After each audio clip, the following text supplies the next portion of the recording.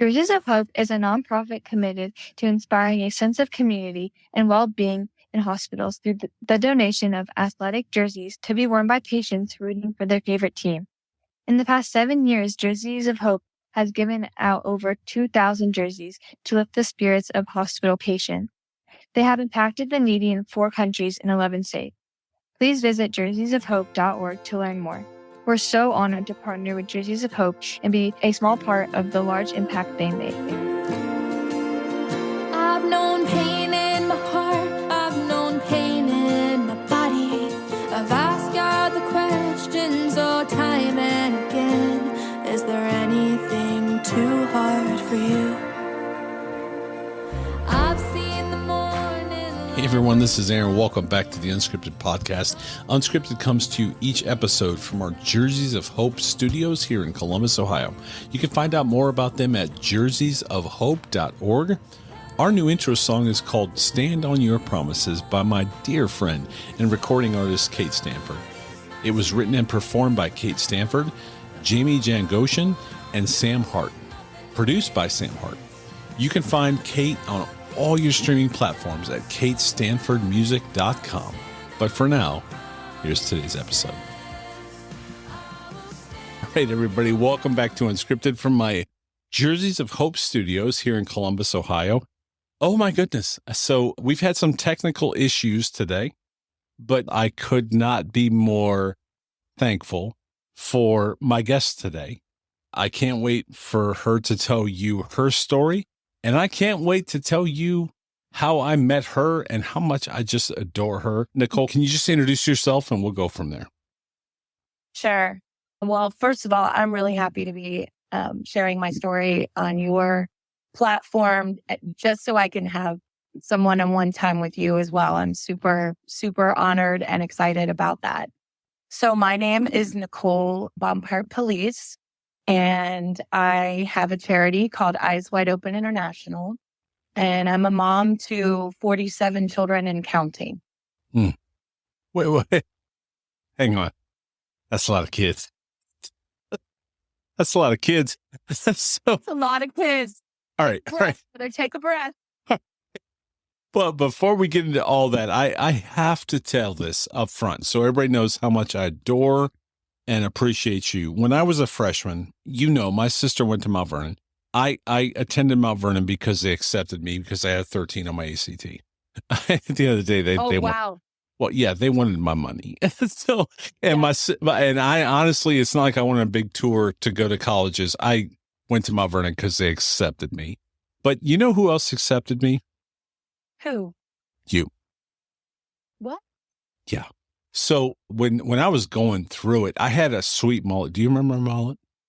I do. It was sweet. It was awesome. It was sweet. It was sweet. But you know what? I was going through it and I was from Cleveland, and in Cleveland we did things different. And so to go to Mount Vernon and man, I just struggled my freshman year a lot. And there was one person who just showed me so much grace and so much love.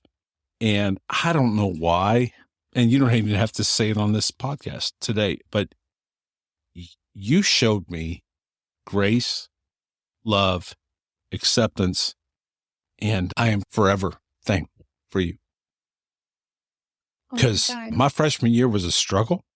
And boy, if it wasn't for people like you that just showed me grace, love, and acceptance of Christ, I don't know that I would have gone back to Mount Vernon, but I did because people like you. So Nicolle, we've shared just a mutual respect for one another, but I don't know if I've ever shared that with you, but boy, my freshman year would have been a whole lot different. It wasn't for Nicolle. And so, and it was nothing more than your grace and acceptance of this kid with a sweet mullet, by the way.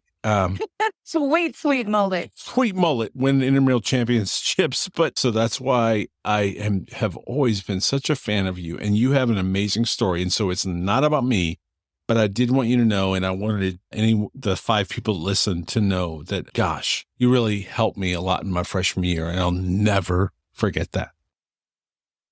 Well, thank you. Thank you for saying that, Aaron. But I wish I had known that you were struggling. I might have done tried to help more, but you're really easy to love, brother. You're easy to love. Mm. And I loved coming to the intramurals and watching you play basketball because you were a phenom. I think your mullet was your superpower. That's what I think.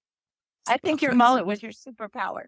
But when you talked about what name came up when I called you or you called me today, my name comes up, Aaron Conrad Hoops, aka Hoops. That's what it says, Hoops. And you will forever be Hoops to me. Whenever I see your face pop up on my Facebook, I'm like, oh, hey, Hoops. And you got that nickname because you were so good. Amazing. Stop it. No, All right. Stop it. You All right. didn't even understand why you weren't playing on the team because you were really, really good. Okay. And I would come to intramurals just to watch you play. Stop. FYI. No, you did not. Maybe I crossed over to Stockerville. I don't know. I'm in tears right now. All right. Stop it. We didn't get on and talk about that today. Let's talk about you. So tell me about, you graduate from Mount Vernon. Let's just go through your story. Okay. Can you just share your story? Yeah. And I'm thankful for you always because you were an extended hand of grace. Okay. Tell me your story. Thank you, brother. That really encourages me today. I graduated from Mount Vernon Naz, and about a year and a half after that, I got married and thought that I was marrying the love of my life. And, so often people get married, right after college or during college. In our case at Mount Vernon, there was a lot of those. I did not marry someone from the college at all. I met him. He was older than I was, and we got married. And about a few months into that marriage, realized something was horribly wrong. And a year and a month after that marriage date, on our anniversary, a year and a month later, he took his own life. And so I was 26 years old, picking out caskets and not at all understanding how I got there. It was just this of life changes, and I was kind of a little bit jaded and frustrated because I know that God is all powerful, and I know that he cares about me and loves me, and I know he cared and loved my husband. And so I didn't understand how this could happen. How could he allow this to happen? Why didn't he intervene? And then the guilt that I carried for many, many, many years, which is very common for people who have someone in their life that commits suicide, or we can just say unalive themselves, that you, no matter what, whether you're the spouse or the parent or a close friend or even a coworker, somebody in your Bible study, we all have these questions on what could we have done better, or what could we have done differently?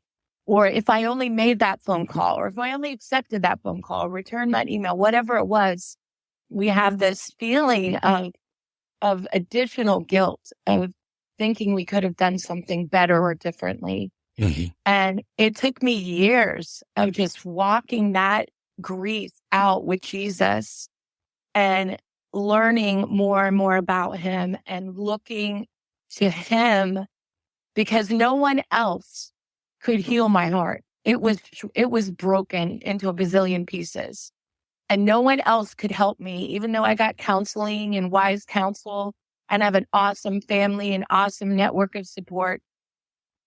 In the darkness of the night, it's me and Jesus. In the morning, it's me and Jesus. And so we grappled.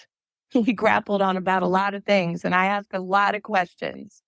And the book of Job became my go-to, and the book of Psalms. Excuse me. I would go to those books for strength.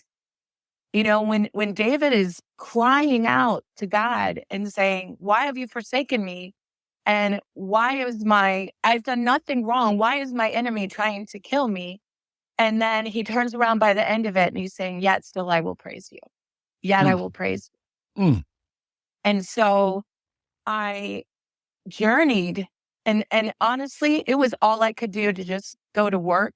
There's a lot of details I'm going to leave out because that could be its own podcast. Right. But basically, I ended up in South Florida, and I for several months, all that I did was open mail.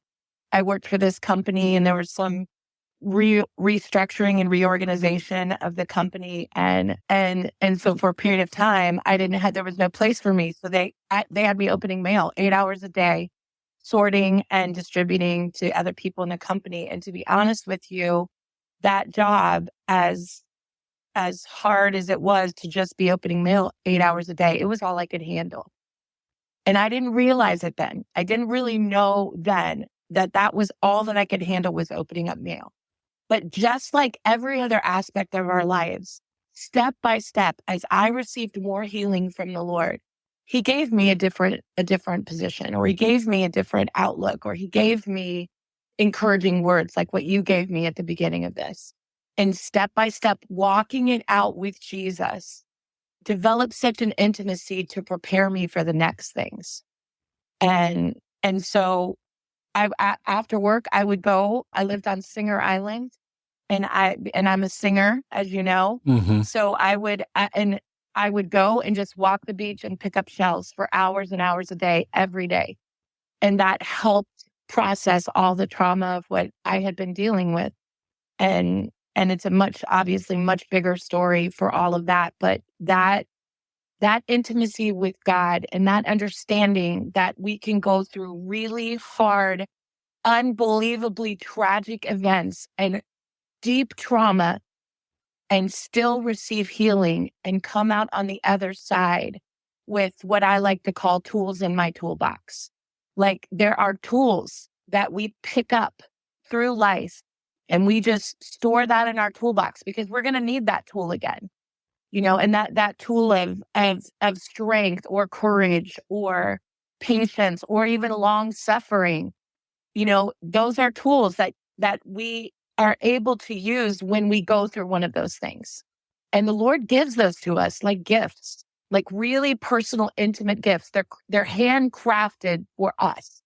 So when you open that toolbox up again and you know that you're going through something similar, you know what tool to pick out. You know what tool to pick out because there's the right tool for the right job. So if you didn't have that tool, and if you didn't have the toolbox or the creator of the tools, I don't understand how people make it without Jesus, without the love of a heavenly Father, without the Holy Spirit. I don't know how they make it, because there is no way I ever would have survived any of that without all of those things. I don't want to interrupt you because I think we just closed chapter 1, and I think we're going to go to chapter 2 in a minute. But it's very important for me to point out the fact that what I said at the beginning is still true as we enter chapter 2 and as you close chapter 1. Your character and who you are, like, God stitched that very early on for a kid who had a sweet mullet and sucked at intramurals that you would maybe come watch. Do you understand what I'm saying? Like, I think it's very important. And I want to say this too. You have 2 brothers that I adore. They may not know that, but I adore them. And you have a sister-in-law that I adore. Your family. I adore your family. And despite our thorns and despite our flaws, because life's a journey. And yes. I just need everybody to really remember what I said about you at the beginning, because when they listen to chapter 1 of your story, they need to remember that is who you are. And thank you, brother. All right. Let's go to chapter 2, because I think we're about to take another turn, right? Yep, we are. So what I didn't know is that intimacy that was being developed between me and a heavenly, loving, benevolent Father was going to become even more critical in the days and years ahead. And so that laid a foundation that I could fall back on, stones of remembrance that I could walk upon when the world was literally shaking. So fast forward about 5.5 years, I had been really grieving all that time, not dating, not rushing into anything. Cause to be honest, I had some issues with trust. And so I wasn't in a position to really engage in having a relationship with anyone that would be productive or healthy. But I met this man, and actually what happened was I met his daughter first, and she was the most beautiful child that I had ever met. She was 10 years old, and she had this really thick Trinidadian accent. And I was actually a part of a Caribbean church. I was one of only 6 white people in the whole church. So I was the minority, and all of the other ladies, so they were all ladies who were white, and they were all 80 or older. And were all widows who had buried their husbands, and were all missionaries to Caribbean islands. So they felt completely at home there, and so did I. I loved it. I mean, this church knew how to sing happy birthday to the point where you'd be like, people were dancing in the aisles. It had a Caribbean beat. Their worship was off the chart, incredible, joyful experience. And I needed that. I needed that in my life. And so we were preparing a concert for Inner City Children's Ministry in Fort Lauderdale, Florida.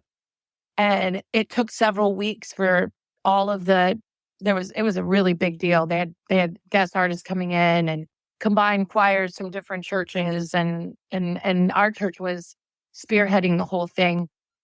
And so, of course, being a singer and everything, I was very, very involved, and it was just beautiful. And there was this family that had come from the Caribbean and brought their little girl with them.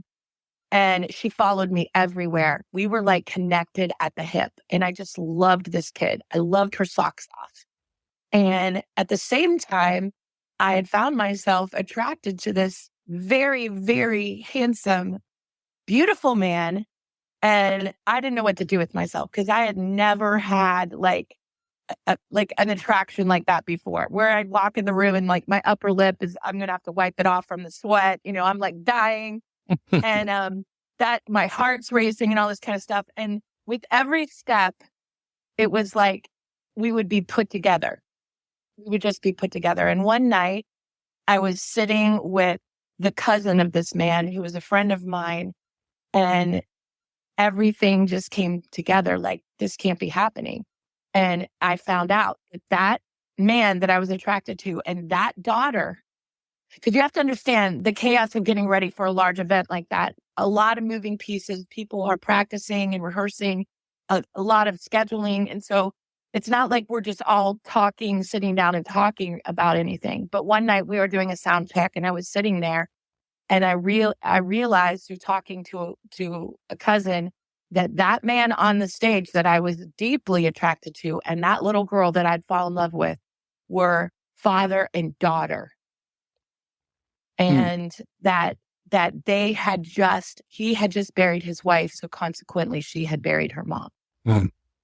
And I was blown away, because I had been praying for them for like 3 months, and no clue whatsoever that the same people that I'd been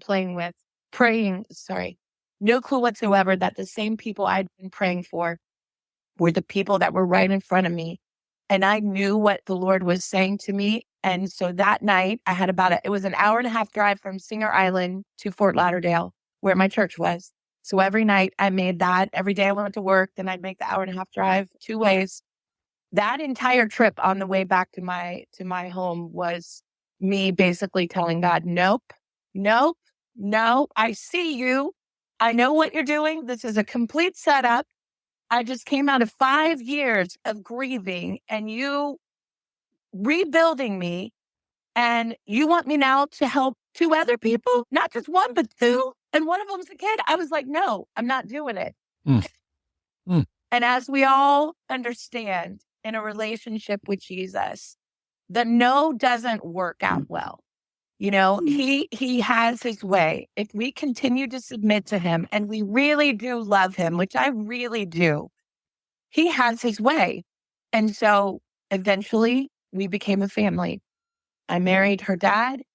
I adopted her, and we began to see in such tangible ways how God could take 3 broken, shredded souls and weave into the fabric of his love something beautiful.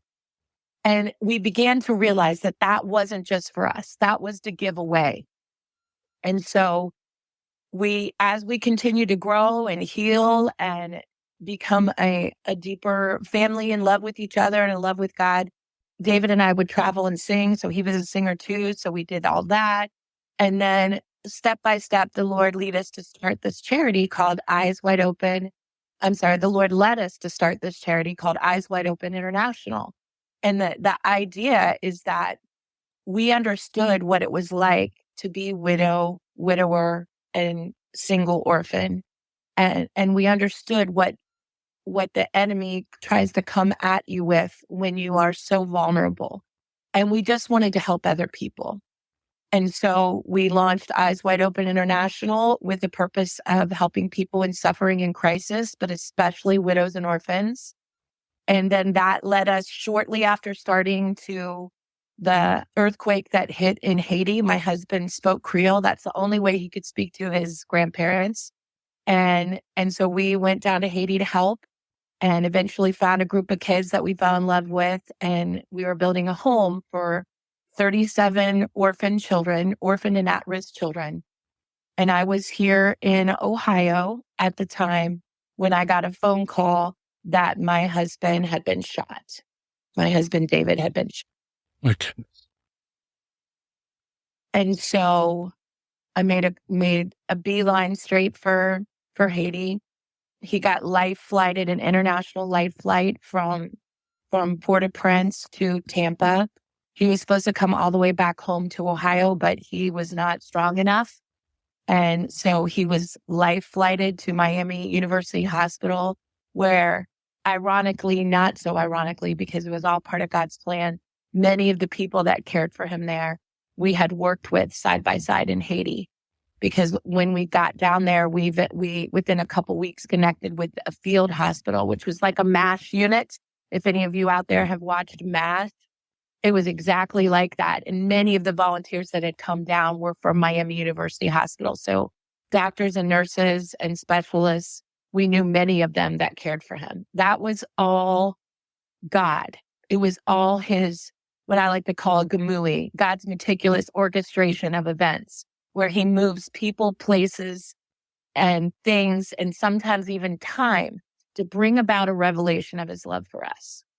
Well, within 8 days of being in that atmosphere and having hundreds of thousands of people praying all over the world, he succumbed to his injury and he went to be with Jesus. And now I'm looking at being widow for the second time. Yes. My first husband committed suicide and my second husband was murdered. And I remember that felt like I had just been kicked in the gut. And it felt like that for a really, really long time. But I was never, ever, ever alone. And back to the first part of the story, those building blocks of faith, that understanding of relationship and intimacy that God had step by step taken me through, how he'd carried me, like that Footprints in the Sand poem carried me so often through that process, was what I relied on. Those tools and that understanding from my toolbox is what I pulled out and relied on to make it through something even worse. Because David and I have been married and completely in love for 15 and a half years. Goodness. Okay. I have to ask a couple of questions. Yeah. And Ask anything you want. Goodness. I think it goes back to what you said at the beginning and what I said about you. I don't know if we're born with a spirit of forgiveness and grace. I don't know. I really don't. I'm not smart enough to know that. I do believe that for many, forgiveness and grace and our strength in the Lord is built over time. I don't even know if I can say that. I really don't. But clearly, at some point, because I have known you. I have followed you. My family had the chance to, I don't know if do you remember when we were at OSU on the field? And Mac was with us? Yeah. And we got to watch a movie. Remember the Titans right on the field. And my family loved your family. And I think that might've been before all this happened. And so we have been somewhat connected for years. Yes. I don't know. I guess I got to go back to the question, because when I get a flat tire, I get really ticked off. When my kids go through something, I get ticked off. When the world's politically, let's just talk about that. Like politically, the world's insane and on fire right now, and I get ticked off. You have lost not once, but twice. And yet here you are as this incredible pillar of faith. I just can't imagine, because you know what, Nicolle, honestly, if it was for me, if I lost my wife. Yeah. Goodness, I'm trying to keep it together. Yeah, because they're our compass, right? And, right. It's my true north. Half of you would be completely gone, just gone. So how do you keep faith in that? My gosh, I'm trying to keep it together. It's okay, brother. Nicolle, how do you keep faith? How do you keep faith? Not once, but twice. How do you keep returning and saying, God, if that's what you have for me, I'm here? Well, I've got several answers to that. Okay. And one is because the Lord never left me. So the intimacy that I had learned to have, that I had sought out, but also the intimacy of him coming down. So that's a 2-process thing. Me turning over my grief and my anger, because anger is a part of it, and my shame and my guilt and my abandonment, because when someone dies in either one of those situations, which are the 2 most traumatic things to survive death-wise, are those 2. But I had, my only credit I get is for turning to him, because it does. We're all human. I'm human too. It would be so easy to turn to alcohol or drugs or sex, any kind of thing that would make you have an endorphin rush or a synthetic rush to have some type of joy. But the truth is that the joy never left me, even in my saddest moments, because you can be the saddest person in the world, grieving and suffering.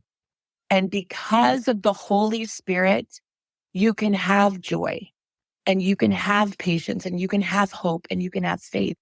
And so with God not leaving me and him coming close, in the Psalm it says, he's close to the brokenhearted, and he saves those who are crushed in spirit. He draws close at those times. The closeness of the Lord, you learn to never want to be without, because it's your breath. It's literally, it's not even just as close as your breath. It is your breath. And then the second part of that answer is, I kept thinking to myself, in a land in America where everything is about more. You know, it's you got to have more of this, and you got to have more of that. If I only had more of this, I would be more happy, right? I thought that I had to gather all of these mustard seeds of faith. You know, when the Bible talks about, if you have the faith of the mustard seed, you can move mountains. And the disciples were not able to bring healing to someone who needed deliverance, because Jesus said they didn't have enough faith. And then he goes on to say, you only need like this little portion. And so I started, instead of trying to get more faith and more mustard seeds, looking at it like, I only have to come to the table with this little tiny piece. And for those of you who don't know, and I don't know if you know this, Aaron, but if you've ever seen a mustard seed, you can fit like 4 of those in a grain of rice. Like, right. You need less than a grain of rice, brother. That is all you need. Yeah. And to really embrace that into my everything, that I'm coming to the table with Jesus with this little tiny offering. And he says, if I have that, I can say to that mulberry bush, go and get in the sea, and it will uproot itself and go in the sea. I will be able to move mountains, because all I'm offering is that. The rest of it, I don't know what percentage, let's say 99.9999% is all my daddy. And he has more capability in that tiny little seed to magnify that. And so then it became, okay, if that's all I have to offer, what am I bringing to the table? I am bringing my brokenness, my heartache, my lack of understanding, my anger, my disappointment. Like, this is not when you knew me and I graduated from college, this was not in my life plan, dude. Right. No, who would it be? I mean, come on, anybody listening, come on, seriously. Like, who would sign up for that? Right. Nobody would. Come on. No. And so there are times even still when I will reflect and go, how did I get here? And then how do I, if this is where I am and this is what I've been, I don't know if called is even the right word, but basically this is where I am and this is where the Lord has brought me to. How do I take all of that and use it to love people well? So often we take all of our poo-poo, and we either sling it at somebody because we feel justified, or we wallow in it because we don't know how to get out of it, or we dwell on it and it becomes a part of our identity. Well, I mean, part of my identity will always be, I am a 2-time widow. That is not something that I can get rid of, but there's so much more.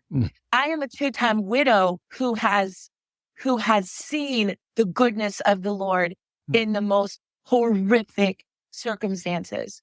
And so the enemy, I can tell you, and we may want to block this out. I don't know. It's up to you. No. But I can tell you the enemy hates me. He hates all believers, and he hates all human beings because we have been elevated above him, but that's a whole nother story. But I can tell you, he's trying to take me any which way out he can. If you knew how many times I had near-death experiences.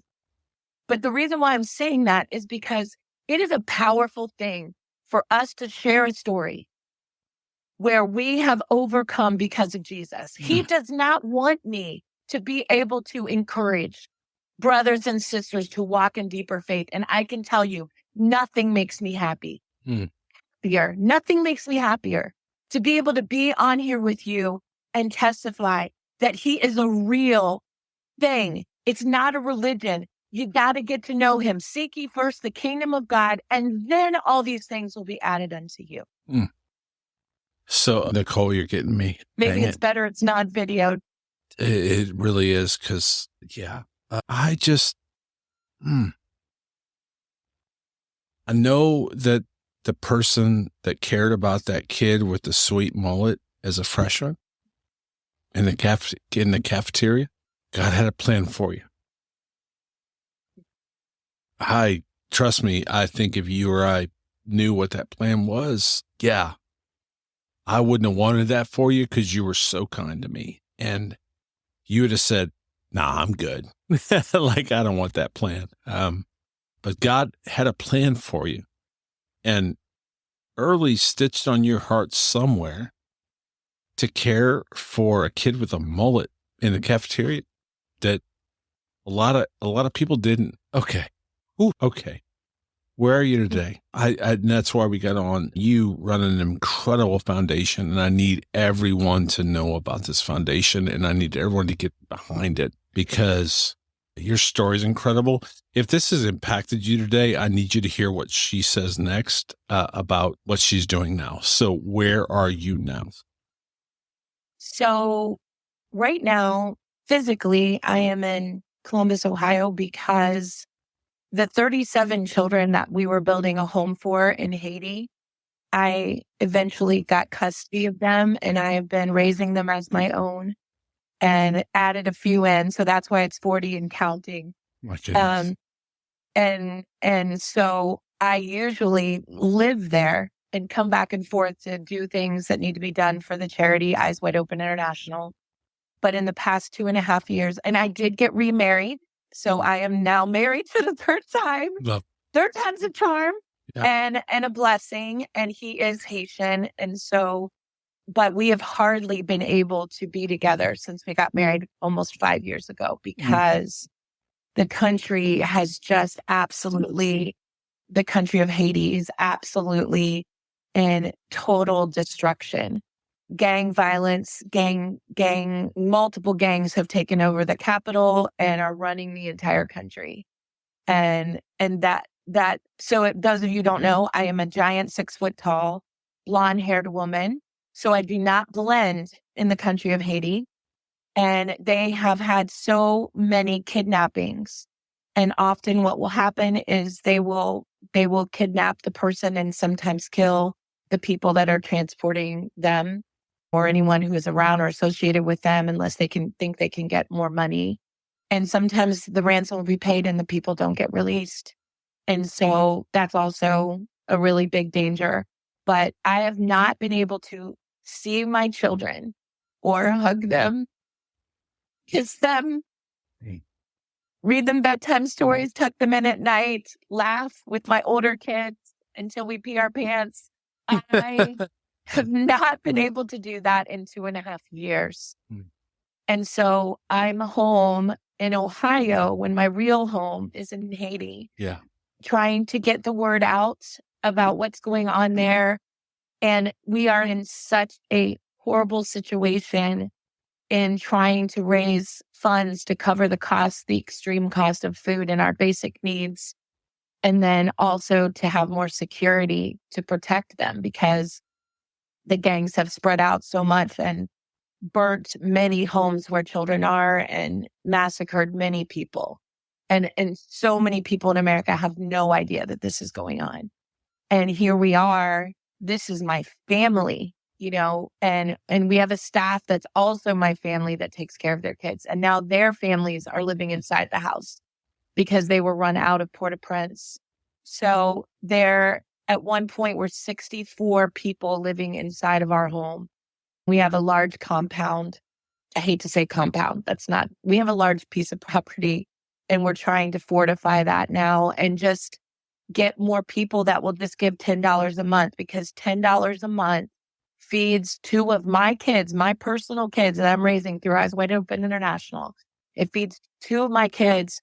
It feeds 1 child for 2 days. Sorry. So $10 a month feeds 1 of my children for 2 days. And so we're just trying to find as many people as we can who will go and sign up and eyeswideopenint.org and just give $10 a month. If you can give more and the Holy Spirit leads you to give more, please do. But we can't even cover the cost of food right now. It's so exorbitant because the gangs have taken over the ports. They've taken over the major cities. And so any commodities coming in are very, very expensive, like 10 times what it used to be a couple years ago. And we can't keep up. We just can't keep up. All right, let me close with a few things. One, give me the link one more time in case anybody missed it. They may be driving on the road, walking their dog on a treadmill. Can you give me the link one more time? Yes, Eyes Wide Open INT.org. All right, I need everybody to go because I've been to Christian concerts, and when you go to a Christian concert, I love Mercy Me. They're friends of show, but at some point during Mercy Me, Compassions are gonna come out and they're gonna do their thing. Like we all know, right? Like we all been to those shows, and I love that, and I love that, and I love every child that gets supported. So maybe this is my Mercy Me break before Mercy Me comes out, and it ain't coming out because whatever it's on the podcast. But know this is my break. This is that moment in the concert. I need everyone listening to this podcast to go to, give me your link one more time. Eyes Wide Open INT.org. And you have heard my appreciation and adoration for Nicolle. You've heard her story. And I think when we go to a concert, they do something with heartstrings and all that kind of stuff. And I'm not trying to do this on the podcast. I'm giving you this. If you listen to my podcast, know my heart and that Nicolle cared about me, this freshman at Mount Vernon Nazarene that was really trying to find his way. I was struggling, and she cared about me, and God stitched on her heart early and prepared her for the insanity of what has become her life, and yet she still holds true that he is faithful and true. And my goodness, y'all, go to her website. Gosh, let's get her behind her, because she is worthy. I promise you, she was worthy 30 years ago when she cared about some kid with a sweet mullet and went to his intramural games. Goodness, I'm so thankful for you. You know that. I hope you know that. I've always been so thankful for you. You saved me, and I don't think you knew that. And now you're saving so many more. Even when you took hits that many of us would never recover from. Goodness, my friend, I'm so proud of you and for loving me. Thanks, brother. I do love you. Thanks for the encouragement, and thank you to everyone who's listening. Appreciate you guys all. God bless you. One more time, the link, please. Eyes Wide Open, INT.org. Thank you. Please, everybody, go visit the site at least, and let's do everything we can to help my good friend, Nicolle. Thank you. Thank you for listening to another episode of The Unscripted Podcast. Make sure to review and share wherever you listen to your podcast. It really helps out our mission to encourage everyone to live life unscripted. Until next time, keep living life unscripted.